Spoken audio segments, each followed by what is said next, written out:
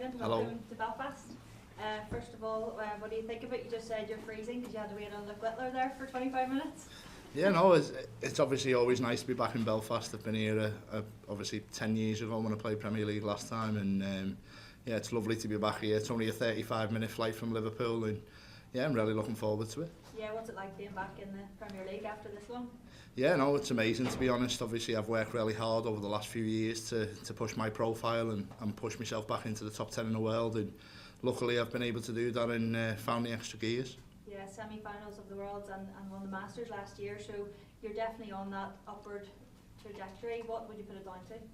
Just hard work behind the scenes, to be honest. A lot more practice. It was well documented. I put a few hours practicing with Luke Humphreys leading into the Wales and stuff, and just the confidence grows off the back of recent results. Obviously I had a really good Bahrain as well in Dutch Masters final, and then the Masters I felt like I played quite well in patches, so it's nice coming in with a bit of form, and I'm really looking forward to it.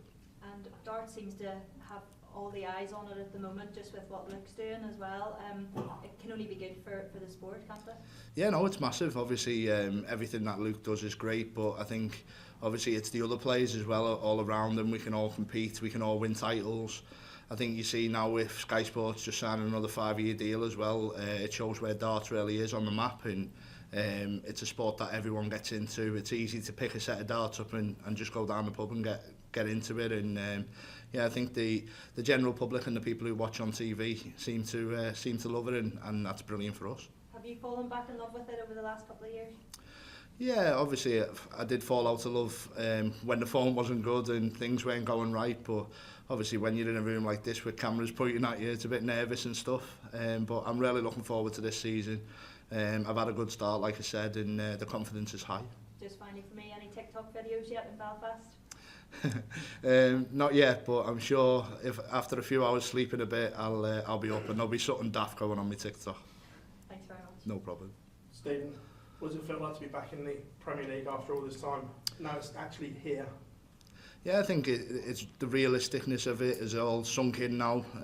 Obviously on the plane this morning, really looking forward to getting over to Belfast, and just can't wait to get on the stage and start the campaign really. I want to start with a win. I've put a lot of practice and effort in over the last few months, and obviously world number 5 now, people are talking about me winning titles again, and that shows the hard work has been paying off. You touched on the world number 5 there, missed opportunity at the weekend to go into the top 4. Your smirk says it all. Do you feel it was a missed opportunity? Yeah, massive. I didn't start the game really well, but finished it really well and had the chance to win that game. But listen, taking nothing away from Danny, he was fantastic throughout that match. He had me under pressure, and I obviously knew in the back of my mind that if I did win that game, I was number 4 in the world. So I won't put too much pressure on myself, but I want to go higher than that. I want to keep reaching the heights that I know I can, producing my best darts, and the ranking will come. Look, we know that you put so much into this, but the Premier League campaign itself, what's more important to you, to win a night or just to get in that top 4? Because we've seen so many players break it down differently. What's your take on it? I've not really thought about that, to be honest. It's just getting there week by week, taking it each game at a time, and trying to win singular games rather than thinking about winning. Obviously, if you win 3 games on a night, you win the night. So yeah, just focus on the game in hand. Don't look too far ahead, and just like I said, just try my best each night, and yeah, hopefully that's good enough to get me through to the finals. Thanks. Stephen, in 2015, if somebody said to you that you had to wait 10 years before you was picked for the Premier League again, what would you have said? I'm glad I'm still alive. 10 years is a long time, innit? And yeah, a lot of things have happened. Obviously, form. I don't think any player continues to play well for 10 years in a row. It was always going to. There's peaks and troughs in everyone's career, but to pick myself up from where I was, really down in the doldrums, and really thinking about walking away from the sport to where I am now, world number 5, the highest I've ever been ranked. Just the way I'm playing, the confidence, the fan base, everything about me is positive, and the family behind me, my management, which we're going to extend our deal together, which is really important to me, and yeah, obviously brand partners and sponsors that have come on board as well. So it's all a big deal to me, and I'm just enjoying the ride. You mentioned those low points there. In the past 10 years, we've seen players get to the Premier League who aren't even on the tour now. So did you always believe that you could drag yourself up from those low points to get back to top 5 in the world, winning majors and being back in that elite lineup? Yeah, I wouldn't say I always believed that.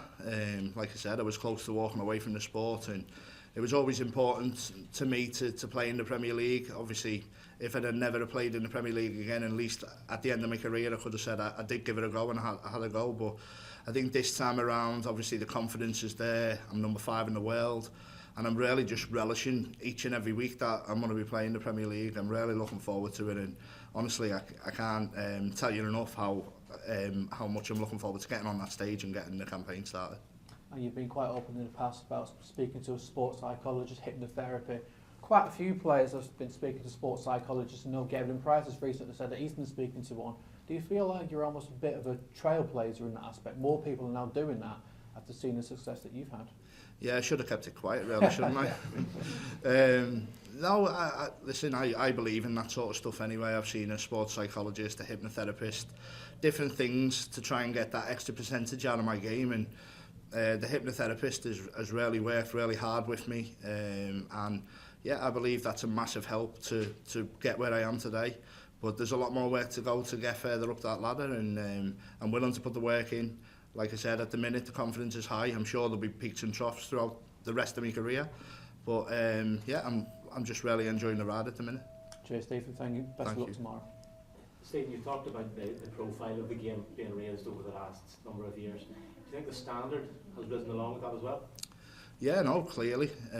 Obviously, you see my standard from when I first joined the PDC. I think it's a lot higher now. I think the consistency as well, that you need that to be at the elite of this level of sport, and obviously each player has their own top bar, and the top bars are really high for all the players, so that's what makes it more difficult. That's what makes it brilliant to watch, and yeah, long may that continue. We're all fighting for each title, and no one at the start of the tournament really knows what's going to happen, and like I said, that's what makes it exciting.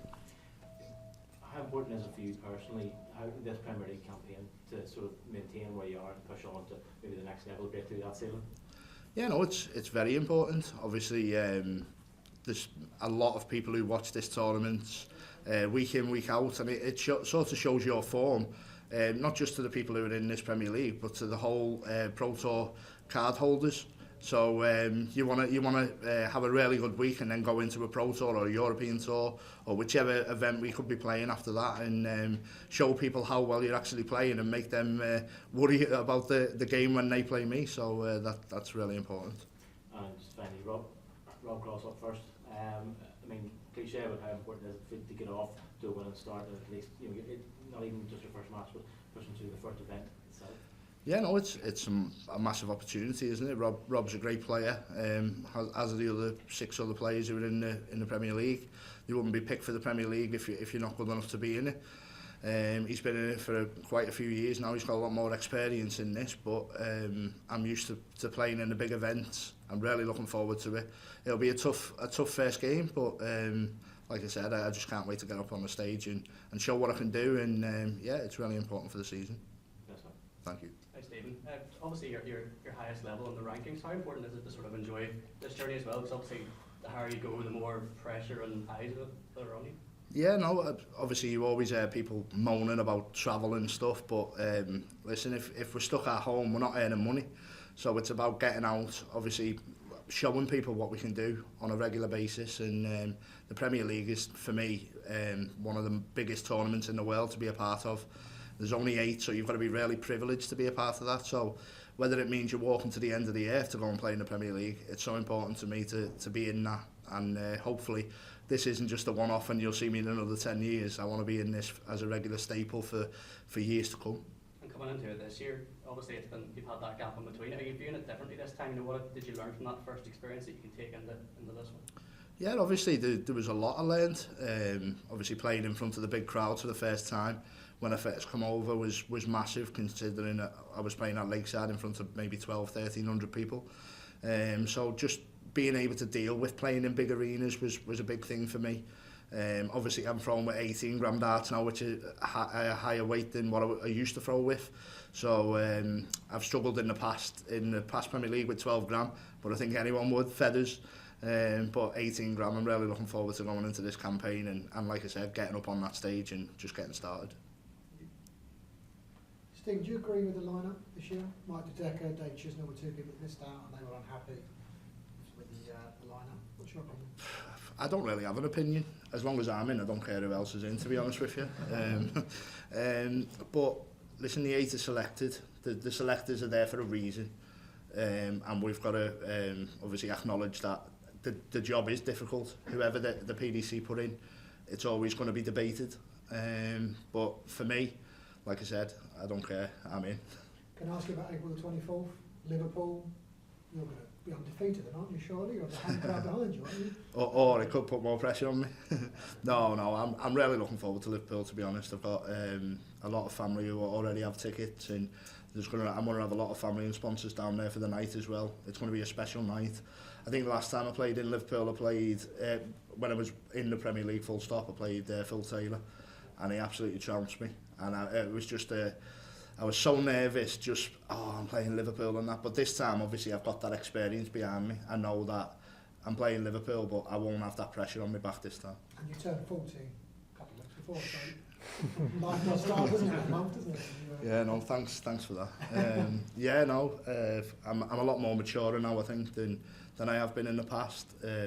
Gone are the days of the partying and stuff. It's more just sleeping and getting back on the practice board and being as professional as I can be, and I think that's really important. I want to have a long career. I still believe I've got quite a few years left in this sport, and to get the best out of it, I need to be as dedicated as I can be, and that's really important to me. Steve, that was then and this is now, but 10 years ago, how would you describe your performances in the Premier League? Did you do yourself justice as a Lakeside World Champion, or was it purely a learning experience? I think a bit of both. I think there were some games where I averaged over 100. I remember playing Michael van Gerwen and losing the game, but averaging 102, I think. And I was playing really well at that time as well, so I did have a bit of confidence going in. But like you said, with it being a new tournament for me, wasn't used to the crowds.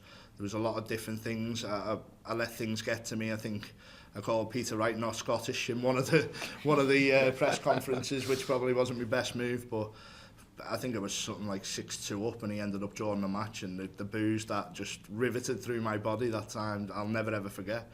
But yeah, I'm a different player now. Like I said, the confidence, the matureness is there, and I just can't wait to get started.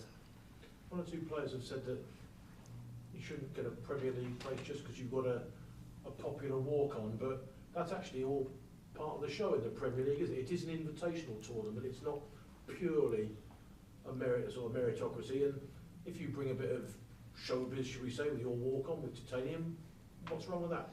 Yeah, exactly. And hopefully I've not just been picked for my walk-on, to be honest. No.